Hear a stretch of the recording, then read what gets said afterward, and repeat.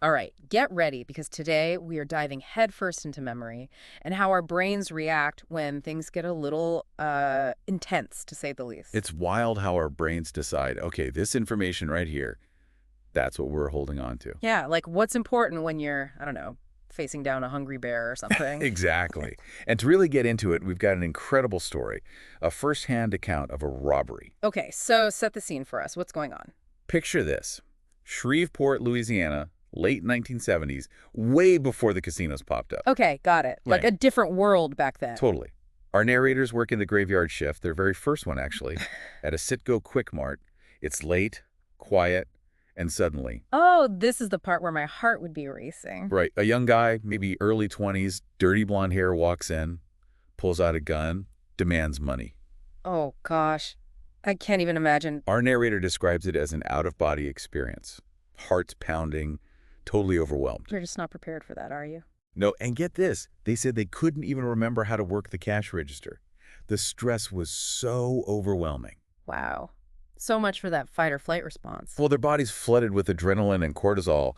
Those hormones, they directly impact how we form memories. So that's why it's so vivid for some people, right? Even years later. Absolutely. Adrenaline locks it in, and then cortisol's like, hey, this was a big deal. Remember this. Wow. Makes you wonder what it's doing to your body, though, going through something like that. Intense, to say the least. Mm-hmm.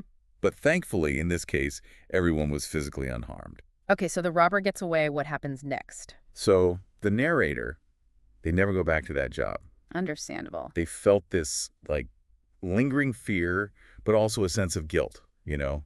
Like, what if they had... Oh, I totally get it. Second guessing yourself after something like that. Exactly. They did go to a police lineup, try to do their part, but Couldn't pick him out. nope. Months go by, and they're trying to move on. The memory starts to fade, at least consciously. Okay, so the memory is fading. They've moved on from the job. Case closed. Not quite. The police reach out again, this time with a photo book of suspects. Oh, interesting. And the very moment, the narrator sees the robber's photo, it all comes flooding back. Whoa, are you serious? Like a flashback, just from a photo? Like hitting rewind. That's the power of your subconscious. No way.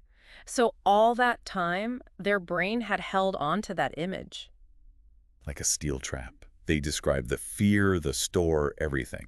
They knew, without a doubt, that was him. I am speechless. That's incredible. It's like their brain knew, even if they didn't, that this memory was important. Exactly. And there's actually a term for this. It's called flash bulb memory. Think of it like, you know, those old cameras with a super bright flash. Oh, yeah. Okay, I get it. Those big moments, those highly emotional events. Yeah. Our brains capture them in really vivid detail, like taking a mental snapshot. So the more intense the emotion, the brighter the flash, the clearer the memory. You got it. That's why even though our narrator, they might have consciously forgotten some details for a while. Their subconscious was like, nope, we're holding on to this one. Exactly. And this is where we see the power of emotion in memory. Even months later, the trauma of that robbery was still so strong. Connected to that image of the robber. Right. Like they were two sides of the same coin. You know, it makes you think, what other memories are hidden away in our subconscious, just waiting for the right trigger? It's a fascinating question, isn't it? It's like our brains have these hidden filing cabinets. Full of old photos and, well, maybe not all good memories. True, it's not always about trauma or stress. Sometimes it's a familiar scent, a song, even a taste, and suddenly you're right back in that moment. Oh, tell me about it. That's happened to me. I'll smell my grandma's perfume and boom, back in her kitchen as a kid. Exactly. Yeah. It just shows that subconscious memory, it's not always a bad thing. Right, it's just part of who we are. But hold on, if our memories can be triggered that easily, and not all those memories are going to be good. Ah, you're getting at something really important here. The fallibility of memory. Fallibility. Yeah, meaning just because we remember something super clearly doesn't mean it's 100% accurate. Wait, you're saying those crystal clear memories, they could be wrong. Our memories, especially under stress, they can be surprisingly fluid, changeable. It's like trying to remember a dream, you know? It feels real, the emotions, the images. But when you try to explain it, It starts to fall apart. Our memories can be like that too. so it's like our brains are always tinkering with our memories, even if we don't realize it. Kind of. We're not talking about like completely making things up. It's more like, remember those old VHS tapes? Oh yeah, you'd record over them a million times. Exactly. And sometimes those old recordings, they'd bleed through. So you're watching one thing, but you get these glimpses of something else. Our memories can be like that, especially those formed under stress. It's why eyewitness testimony, as important as it can be, needs to be looked at really carefully. So how do we know what's real? What actually happened? Well, that's where understanding context comes in. Was the person under a lot of pressure?